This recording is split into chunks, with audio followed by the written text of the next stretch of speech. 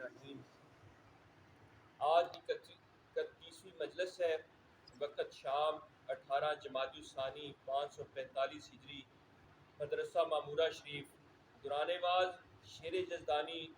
شہباز لامکانی حضرت شیخ عبد القادر جیلانی رضی اللہ تعالیٰ عنہ فرماتے ہیں، غصہ جب اللہ واسطے ہو تو محمود ہے اور جب غیر اللہ کے لیے ہو تو مذموم ہے۔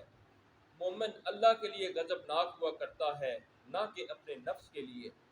وہ بھڑکتا ہے اس کے دین کی مدد کے لیے، نہ کہ اپنے نفس کی مدد کے لیے۔ اس کو غصہ آتا ہے جب کہ اللہ کی حدود میں سے کسی حد سے بڑھنا ظاہر ہو جائے، جیسا کہ چیتے کو غصہ آتا ہے جب کہ اس کا شکار دوسرے لے لیں۔ اس غصہ کی وجہ سے حق تعالیٰ کو غصہ آتا اور اس کے راضی ہونے سے حق تعالیٰ راضی ہوتا ہے۔ اپنے غصے کو اور جو کچھ بھی اس میں جیسی بھی کوئی حالت ہو، جب کہ وہ تیرے نفس کے واسطے ہے تو اس کو اللہ واسطے مت ظاہر کر کہ منافق یا اس کے مشابہ بن جائے گا، کیونکہ جو چیز اللہ واسطے کے ہوتی ہے وہ کمال پر پہنچتی ہے اور پائیدار بنتی ہے اور ترقی پایا کرتی ہے، اور جو چیز دوسروں کے لیے ہوتی ہے وہ بدل جاتی ہے اور مٹ جایا کرتی ہے۔ بس جب تو کوئی کام کیا کرے تو اپنے نفس، اپنی خواہش اور اپنے شیطان کو اس سے دور کر دیا کر، اور اس کو مت کر مگر اللہ واسطے اور اس کے تعمیل حکم کی غرض سے۔ حق تعالیٰ کی طرف سے یقینی حکم کے بغیر کوئی کام نہ کر، اور یقینی حکم یا شریعت کے واسطے سے ہوگا یا تیرے قلب پر شریعت کے موافق حق تعالیٰ کے الہام فرمانے سے ہوگا، کیونکہ خلاف شرع الہام بھی معتبر نہیں ہے۔ زہد اختیار کر اپنی ذات اور مخلوق اور ساری دنیا میں کہ کسی بھی رغبت نہ رکھ۔ حق تعالیٰ تجھ کو مخلوق سے راحت دے دے گا کہ کوئی ایذا نہ پہنچا سکے گا، اور رغبت کر حق تعالیٰ کے ساتھ مانوس ہونے اور اس کے قرب سے آرام پانے میں۔ اس کے انس کے سوا کوئی انس نہیں اور اس کی معیت کے سوا کہیں راحت نہیں۔ اپنے نفس، اپنی خواہش اور اپنے وجود کی قدورتوں سے صفائی پانے کے بعد اہل اللہ کا ساتھ اختیار کر۔ اپنے نفس، اپنی خواہش اور اپنے وجود کی قدورتوں سے صفائی پانے کے بعد اہل اللہ کا ساتھ اختیار کر کہ ان کی تائیدات سے تیری بھی تائید ہوگی، اور ان کی بنائی سے تو بھی بنائی پائے گا، اور جیسا ان پر فخر کیا جاتا ہے اسی طرح تجھ پر بھی فخر کیا جائے گا کہ بادشاہ اپنے دوسرے ملازموں سے ممتاز بنا کر مجھ پر فخر فرمائے گا کہ دیکھو بندے ایسے فرما بردار ہوا کرتے ہیں۔ اپنے قلب کو اللہ کے سوا سب سے پاک کر کہ جملہ ما سوا کو تو اس سے دیکھ سکے گا۔ اول تو اس کو دیکھے گا، اس کے بعد اس کے افعال کو دیکھے گا جو اس کی مخلوق میں جاری ہو رہے ہیں۔ جس طرح ظاہری نجاست کے ساتھ بادشاہوں کے حضور میں جانے کی اجازت نہیں، اسی طرح باطن کی نجاست کے ساتھ شہنشاہ یعنی حق تعالیٰ کے سامنے نہیں جایا جا سکتا۔ تو تلچھٹ کا لبریز مٹکا ہے، وہ تجھے لے کر کیا کرے گا؟ جو کچھ تیرے اندر ہے اس کو الٹ دے اور دھو دھلا کر صاف کر، اس کے بعد بادشاہوں کے دربار میں داخلہ ہوگا۔ تیرے قلب میں معصیتیں، مخلوق کا خوف، ان سے آرزو اور دنیا و مافیا کی محبت بھری ہوئی ہے، اور یہ سب قلب کی نجاستیں ہیں جن کو پھینک کر آب شریعت سے قلب کو دھونا چاہیے۔ جب تک تیرا نفس مر نہ جائے اور اس کا جنازہ تیرے صدق کے دروازہ ناش پر اٹھایا نہ جائے، یعنی نفسانیت معدوم اور سچی للحیت پیدا نہ ہو جائے، اس وقت تک واعظ بننا جائز نہیں کہ اس سے نفس پھولے گا۔ جب تک تیرا نفس مر نہ جائے اور اس کا جنازہ تیرے صدق کے دروازہ ناش پر اٹھایا نہ جائے، یعنی نفسانیت معدوم اور سچی للحیت پیدا نہ ہو جائے، اس وقت تک کا واعظ بننا جائز نہیں کہ اس کے ساتھ نفس پھولے گا۔ البتہ نفس کے مر جانے کے وقت کچھ پرواہ نہیں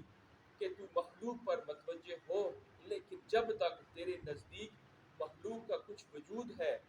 اور تیری ان پر نظر جاتی ہے کہ عطا و سزا کہ یہ لوگ مالک ہیں، تو اپنا ہاتھ ان کی طرف ہرگز نہ بڑھا تاکہ وہ بوسہ نہ دے سکے۔ واز بننے سے بچ یہاں تک کہ تجھ کو اس کے قرب کی بدہوشی حاصل ہو جائے، بس تجھ کو پوری بے خبری ہو لوگوں کی طرف سے، اور ان کو تیرے ہاتھ کو چومنے اور اس کی بخشش اور انکار اور تعریف اور مذمت کی طرف سے۔ جب توبہ صحیح ہو جاتی ہے تو ایمان بھی صحیح اور زیادہ ہو جاتا ہے۔ اہل سنت میں بعض اماموں کے نزدیک ایمان کم اور زیادہ ہوا کرتا ہے طاقت کی وجہ سے اور معصیت کی وجہ سے۔ یہ عوام کے حق میں ہے، اور اب رہے خواص، سو ان کے ایمان کی زیادتی ان کے دلوں سے مخلوق کے نکل جانے سے ہوتی ہے، اور کمی مخلوق کے دلوں میں گھسنے سے۔ زیادتی ہوتی ہے حق تعالیٰ کے ساتھ ٹھہرانے سے، اور کمی ہوتی ہے غیر اللہ کے ساتھ ٹھہرانے سے،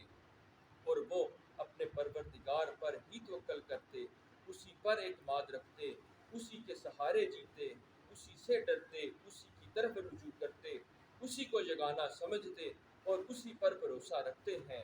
بس کسی کو اس کا شریک نہیں سمجھتے، اور اسی پر آزمائے جاتے ہیں کہ کسی قسم کے نفع و نقصان میں کسی دوسرے پر نظر نہیں جاتی۔ ان کی توحید ان کے دلوں میں ہے، اس کی توحید ان کے دلوں میں ہے، اور مخلوق کے ساتھ مدارات ان کے ظاہر میں۔ ان کے حق میں حق تعالیٰ نے فرمایا ہے کہ جب جہالت والے ان سے گفتگو کرتے ہیں تو وہ کہہ دیتے ہیں کہ بس سلام ہے، ہمیں معاف کیجیے، ہم آپ کا جواب نہیں دے سکتے۔ چپ ہو جانا اور جاہل کی جہالت اور ان کی طبیعت و نفس اور خواہش کے جوش پر بردباری و تحمل کو ضروری سمجھ کہ جب تک تیری ذات پر حملہ رہے گا اس کا جواب نہ دے، البتہ جس وقت وہ حق تعالیٰ کی کسی معصیت کے مرتکب ہوں تو اس وقت چپ رہنا نہ چاہیے، کیونکہ یہ حرام ہے۔ اس وقت کلام عبادت اور کلام نہ کرنا معصیت بن جاتا ہے۔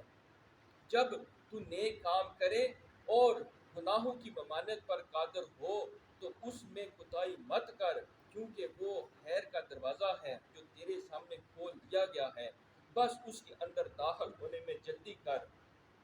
عیسیٰ علیہ السلام جنگل کی گھاس پات کھایا کرتے، صحرائی تالابوں کا پانی پیا کرتے، غاروں اور ویرانوں میں رہا کرتے، اور جب نیند آتی تو کسی پتھر یا اپنی کلائی کا تکیہ بنا کر اس پر پڑے رہتے۔